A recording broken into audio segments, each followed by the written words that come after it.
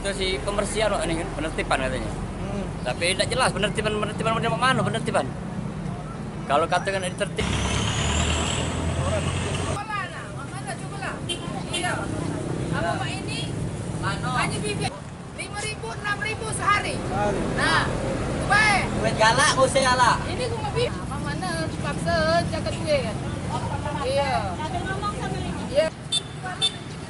Kan hari ini sidak apaan? Jadi pada pagi hari ini kita selalu melakukan, sebenarnya tiap hari kita bersihkan, tapi waktunya berbeda-beda. Kemarin di Sako, sekarang masuk Lemabang, ya. Kakek masuk di Pasar 26.